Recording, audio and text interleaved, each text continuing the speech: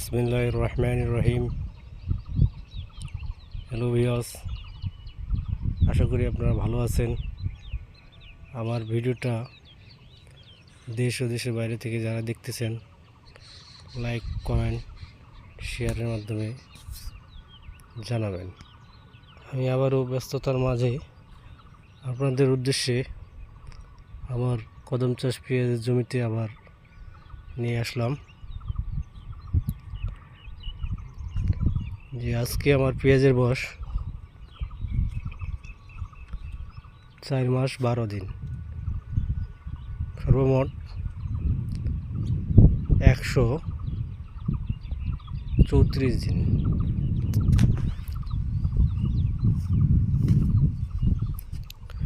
এখন হাত পরাগায়ন শেষ প্রান্তে বীজ হয়েছে ইনশাল্লাহ।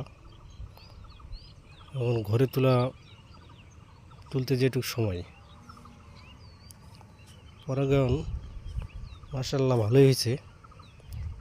যে বীজের দানা, এই যে পরিপক্ক একবারে দানা, প্রতিটাই আল্লাহর রহমতে এরকম আছে। আরও হয়তো দু একটা জ্বলে গেছে স্প্রের তারতম্যের কারণে। এই যে এটা যেরকম বীজ স্প্রে করাতে একটা কেমন হয়ে গেছে, তাও আলহামদুলিল্লাহ প্রথম হিসাবে যেটুকু হয়েছে এটুকুই শুকরিয়া। যে বীজ পরিপক্ক এরকম হলে তো মাশাআল্লাহ।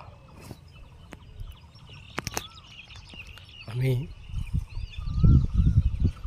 আপনাদের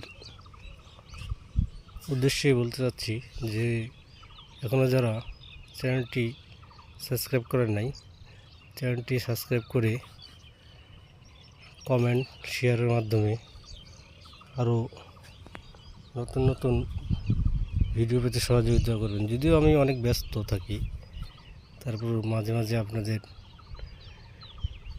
সুবিধার্থে ব্যস্ততার মাঝেও সময় বের করে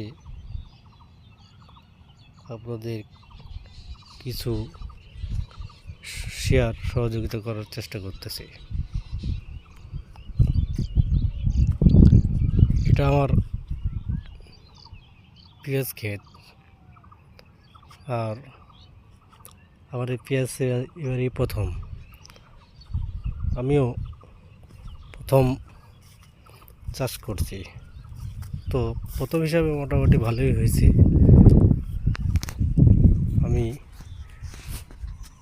মোহাম্মদ রাজু আলম,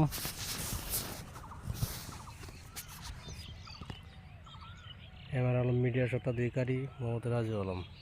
হ্যালো গাইস, ভালো থাকবেন সবাই। আমি সবসময় ব্যস্ত থাকি, তাই সকাল সকাল আপনাদের মাঝে আমাদের পেঁয়াজ খেতে চলে এসেছি। ওই যে আকাশে পাখি, কত কি সুন্দর ডানা মেলে যাচ্ছে।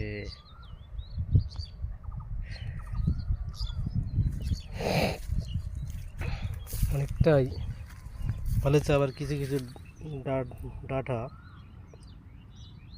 এই যে রোগ, এখন আর কোনো উপায় নাই, রোগ হলেও স্টিক ভালো আছে। এখন তো শেষ পর্যায়ে, আর কিছুদিন পর আবহাওয়া অনুকূলে থাকলে ক্ষেত ঘরে তুলব ইনশাল্লাহ। ওই যে ডান্ডা দু একটা হলুদ হয়ে গেছে, বেশ কয়েকটা হলুদ হয়েছে। আর একটা স্প্রে দেওয়া লাগবে, ডান্ডার স্টিকের স্প্রে দেওয়া লাগবে। তো ভালো থাকবেন সবাই, আর ভিডিও বেশি বড় না করি। আবারও বলছি সবাইরই, যারা এখনও চ্যানেলটি সাবস্ক্রাইব করেন নাই, চ্যানেলটিকে সাবস্ক্রাইব করে সহযোগিতা করবেন।